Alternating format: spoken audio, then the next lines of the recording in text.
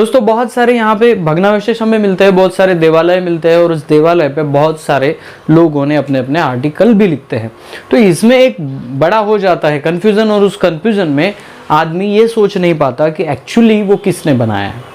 अभी किसने भी बनाया हो, लेकिन उसके पीछे की विचारधारा क्या है ये भी जानना बहुत ज़रूरी है। और एक्चुअली आदिवासियों के अनगिनत क्षेत्रों पे बाकी लोगों ने कब्जे कर अपनी एक बहुत बड़ी बड़ी कथाएं बनाई हैं। हर क्षेत्र में आप महाराष्ट्र में जाओ, राजस्थान में जाओ, बिहार में जाओ, एमपी में जाओ, कहीं भी जाओ, वहाँ के ट्राइबल लोगों के जो स्थान है जो उन्होंने बनाए, उन्होंने डेवलप किए हैं, उस स्थान को कहीं ना कहीं अलग नाम देकर, अलग कहानियाँ बनाकर उसका एक अलग प्रोपेगेंडा फैलाया जाता है। और उन लोगों के बीच हमारे भी लोग इसलिए जाते हैं क्योंकि वो पढ़ते नहीं। दोस्तों बहुत सारे लोगों के कन्फ्यूजन में एक क्षेत्र है जो लातूर ज़िले में लासुर नाम का एक क्षेत्र है, चंद्रभागा और पूर्णा नदी के में ये देवालय स्थित है। और ये देवालय बहुत सारे लोगों का ये कहना है कि राक्षसों ने बांधा है, बहुत सारे लोगों का ये कहना है कि वहाँ पे लिंगो पिंड है, तो नहीं किसी धर्म के अनुसार इसका बांधकाम किया होगा। बहुत सारे प्रश्न और बहुत सारे कन्फ्यूज़न। तो इस कन्फ्यूज़न को दूर करने के लिए हमारे प्रकाश सलामी सर वहाँ पे गए थे। जिस क्षेत्र की मैं बात कर रहा हूँ जहाँ पे लिंगो पिंड है, उस क्षेत्र के बारे में उन्होंने जानकारी ली और उस जानकारी के तहत आज का वीडियो मैं आपको बताने वाला हूँ। पॉइंट नंबर 2 कि इस वीडियो को मैं ऐसे ही नहीं तो कुछ रेफरेंस भी आपके सामने दिखाऊंगा, जिस रेफरेंस के तहत आपको ये समझ में आएगा कि यहाँ के मूल निवासियों ने इसका बांधकाम किया है और ये क्षेत्र डेवलप किया है। ये ना कि देवालय है, ये पूजनीय स्थल है जहाँ पे शंभू गौराया ने लिंगो पिंड की स्थापना हुई है। पहला हम रेफरेंस लेते हैं तिरुमाल वेंकटेश जी आत्राम जो पेनवासी है, उनकी किताब में यहाँ पे लिख रखा है कि लोग कहते हैं अंधारे बुआ का यह देवालय है, स्थान है। देखिए वेंकटेश आत्राम ने सीधा लिखा है लोक दंती के तहत, लोक कथाओं के तहत। लोक कथा में ये कहा जाता है कि एक टाइम ऐसा था, वक्त ऐसा था कि जब 6 महीने की रात और 6 महीने का दिन भी यहाँ पे होता था। तब 6 महीने के रात में राक्षस लोगों ने ये इतना बड़ा बांधकाम किया है। तो राक्षस लोगों ने अगर उनको बांधा है तो 2 नज़र आती है। यहाँ पे ही नहीं, लातूर में ही नहीं, चांदागढ़ में भी और अन्य कई राज्यों में, गढ़चिरौली ज़िलों में भी ऐसे कई भग्नावशेष हमें नज़र आते हैं जो लोग कहते हैं कि रात में बांधा गया, राक्षसों द्वारा बांधा गया। ये कहानी कितनी सच है और कितनी झूठ है इसको हम देखेंगे। देखिए जो राक्षस बांधे हुए अगर हम शिल्प देखें, वो एरिया देखें, तो हमें ये नज़र आता है कि पहला एक वैशिष्ट्य था कि वो राक्षस जो थे उनकी एक विशेषता था, वो था भव्यता। जी हाँ दोस्तों, भव्य बनाना, किले बनाना, गढ़ बनाना उनकी एक भव्य विशेषता थी। और दूसरी एक महत्वपूर्ण विशेषता कि जो भी राक्षसों से बांधे हुए लोग किंवदंतियों के द्वारा कहते हैं, वहाँ पे सभी पे लिंगो पिंड हमें नज़र आता है मुख्य भूमिका से। मार्कंडे का शिवरात्रि में उसकी यात्रा हो रही है, वो भी मार्कंडे का देवालय भी वहाँ पे लिंगो पिंड के लिए जाना जाता है। कथा कोई और कितनी भी बताए, लेकिन लिंगो पिंड वहाँ पे शाबुद है। तो दोस्तों लिंगो पिंड को अगर हम समझना चाहते तो हमें कुछ किताबों का रेफरेंस लेना पड़ेगा। चंद्रभागा नदी की हम बात करें तो मोतीराम कंगाली साहब की किताब में इसका उल्लेख आता है। चंद्रो भागो नाम की 2 बहनें थी, जिनके बाद ये चंद्रभागा नाम रूढ़ हुआ। आप चाहे तो गोंडों का स्थल मूल निवास जो किताब है मोतीराम कंगाली साहब के द्वारा लिखित, और गोंडवाना का सांस्कृतिक इतिहास, ये भी दोनों किताब पढ़ सकते हो, वहाँ पे पूरी तरह से लिखा है। पूर्णा नदी की हम बात करें तो वो पुराना नाम की नदी है, पुराना झिरिया उसको कहा जाता है। इसका मतलब है पुराना नाम का ढोडा, गोंडी में ढोडा और आपके हिंदी में मराठी में नदी कहा जाता है। तो ये ढोडा भी पुराना का अर्थ होता है पूरी तरह से भीग जाना, चिंब होना, तो इसे पुराना कहा जाता है। यही आगे चलकर पूर्णा बनी। उम्बाड़ा देवी के कारण अमरावती क्षेत्र का नाम पड़ा है। उम्बाड़ा देवी वहाँ पे एक गोंडियनों की एक उपासना का स्थल था। उम्बाड़ा, उमरावती और अमरावती, यह क्षेत्र का नाम भी गोंडियनों के नाम से जुड़ा है।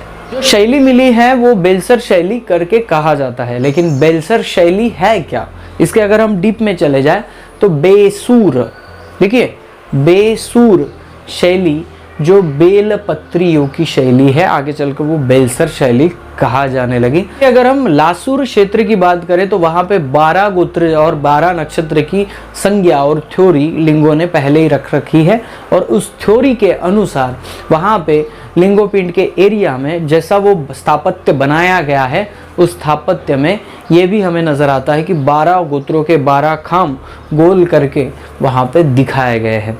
शंभू गौरा पिंड है, उसके राइट में एक कुआं था जिसको अभी गांव के लोग बताते हैं कि वो कोई जाके गिर ना जाए इसलिए वो बंद किया गया। लेफ्ट साइड में हमें किसी की समाधि स्थल नज़र आती है, वो तो हमें यही जान के समझ में आएगा जब उस काल में हम चले जाएंगे। अगर बाकी बनावट हम देखते हैं तो बहुत सारे लोग अपना दिमाग लगा के खजुराहो के बारे में हमें बताएंगे कि ये खजुराहो के मंदिर हैं, लेकिन मैं आपको बता दूं खजुराहो का कार्यकाल और इस मंदिर का कार्यकाल कहीं भी सही नहीं बैठ रहा है। और सीधी बात बता दूं तो आपको वेंकटेश आत्राम सर का किताब पढ़ना चाहिए, जिसके शुरुआती चैप्टर में उन्होंने इस लासूर के शिल्प के बारे में बताया। मैं और एक आपको बता दूं, लासूर और एक्चुअली गोंडियनों में ये शब्द है कोलासुर, कोलासुर ऐसे शब्द है, इससे भी हम रिलेट कर सकते हैं। लेकिन दूसरी बात ये है कि राक्षस लोगों का क्यों यहाँ पे नाम आता है, राक्षस लोगों ने बनाया। मैं तो एक जानता हूँ कि जो पूजा करवाने वाले और लोगों को मूर्ख बनवाने वाले हैं वो मेहनती काम पहले से ही नहीं करते थे, तो इतने भव्य दिव्य मंदिर बनाना उनके बस की बात नहीं है। यानी कि यहाँ के मूल निवासियों के हाथों से बनाया गया हो या मूल निवासियों ने बनाया है या भव्य दिव्य अपना प्रेरणा स्थल, उसके बाद इसकी कथा कहानी चेंज हुई है। और हर इनके कथा कहानी में असुर, पिशाच, दैत्य, दानवों का उल्लेख होता है। ये विलेन करके उन लोगों को दिखाते हैं जो यहाँ के जल जंगल जमीन को संभालते हुए जंगल में रहने वाले लोग हैं, जो आज के आदिवासी कहलाते हैं। तो एक बात तो ज़रूर है कि अगर हम लॉजिक लगाएं तो ये सूर के पीछे असुर, नसूर, जो दैत्य, दानव, पिशाच नाम आते हैं, तो इसके पीछे भी हमें ये समझना चाहिए कि यहाँ के इंडिजिनियस पीपल को भली भांति अपने कथाओं के विलेन बनाए गए हैं। वो कैसे, इसकी जानकारी अगर हम चाहिए तो हमें और रिसर्च करना पड़ेगा। लासूर के जो देवालय हैं वहाँ की बनावट बिल्कुल गोंडवाना स्थापत्य के अनुसार है। मैंने एक वीडियो में आपको बताया था। गोंडवाना स्थापत्य में एक बात जरूर रखिए, उत्तर और दक्षिण द्वार होते हैं और वहाँ पे भी उत्तर और दक्षिण द्वार ही हमें नजर आया है। प्रकाश सलामे सर ने वहाँ पे जाके विजिट की और उन गाँव के लोगों से भी बात की, तो वो देवालय पत्थरों का बना हुआ है लेकिन उसके बीच में लोहे का भी इस्तेमाल किया गया है। तो हम ये भी सोच सकते हैं कि लोह धातु का उपयोग होने लगा, उसके बाद ही यह देवालय बनाया गया है। अगर आप कहेंगे कि आप जहाँ भी जाते हो शंभू गौरा पिंड देश के बाहर भी है, तो वो कैसे है, क्यों है, तो देखिए गोंडियन लोगों का कल्चर लिख के नहीं है, इसका मतलब ये नहीं है कि वो आधा अधूरा है। वो मौखिक रूप से लोगों के पास है और हमारे इतिहासकार उसको पूरी तरह से लिखने का ट्राई कर रहे हैं।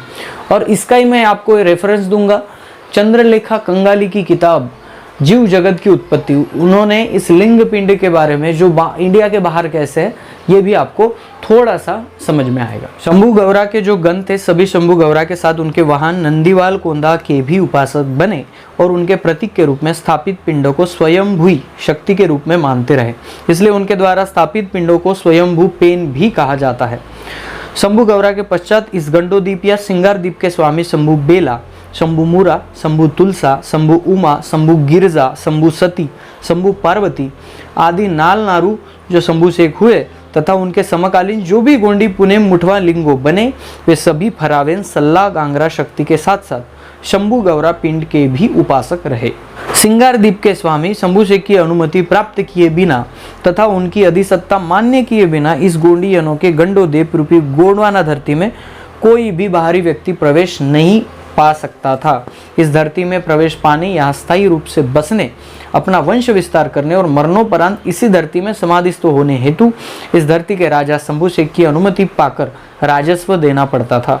इसलिए शंभू शेख को स्वयंभू पंचद्वीप के स्वयंभू, गणों के गण महागण, राजाओं के राजा महाराजा, देवों के देव महादेव, नाथों के नाथ महानाथ, कालों के काल महाकाल, डोमों के डोम महाडोम, लिंगों के लिंगों महालिंगो, इस तरह शंभू गौरा के पश्चात उसके उत्तराधिकारी शंभू शेख और उनके समकालीन मुठवा लिंगों के द्वारा गोंडवाना द्वीप समूह में शंभू गौरा के पिंडों की स्थापना कराई गई। यह कार्य वर्तमान पिंकमेड़ी, पचमेड़ी और अमरकोट, अमरकंटक से प्रारंभ होकर सारे पंचखंड में इसका प्रचार एवं प्रसार हुआ। अफगानिस्तान में इस 5 द्वीपों के स्वामी शंभू शेख के पिंडा को पंचेशेर या पंचवीर कहा जाता है। ग्रीक में प्रचलित शेबोन पूजा भी 5 द्वीपों के स्वामी की पूजा है। शेबोन या हेबोन का अर्थ ही ग्रीक भाषा में 5 द्वीप ऐसा होता है।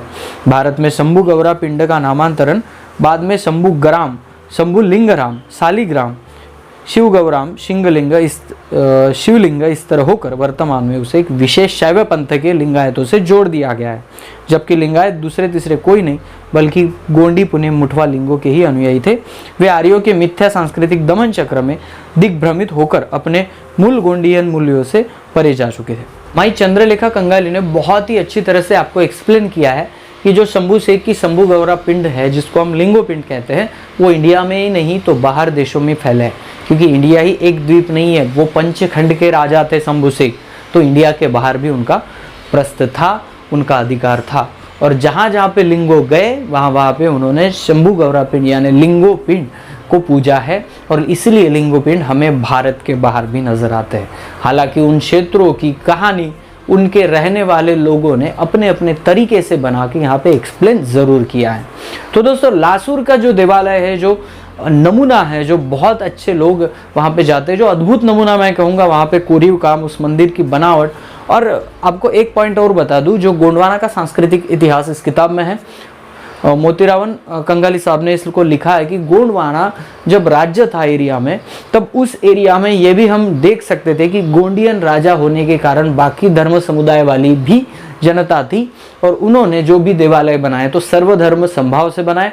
बाकी धर्मों के जो आदर्श है उनके यहाँ को भी वहाँ उस देवालय में जगह दी गई और वहाँ पे भी उनका कोरीव काम चला है। हालांकि चांदागढ़ में आप जानते हो कि अलग अलग क्षेत्रों में गोंड राजाओं ने मुस्लिमों के लिए दरगाह बनवाए हैं, हिंदुओं के लिए मंदिर भी बनवाए हैं और बहुत सारे काम उस राजा ने किया। इसका मतलब ये नहीं है कि वो उनका है, राजा ने बनवाया है, तीर्थस्थल है और सभी धर्मों को वहाँ पे स्थान देने का एक बहुत बड़ा समानतावाद यहाँ पे हमें दिया है।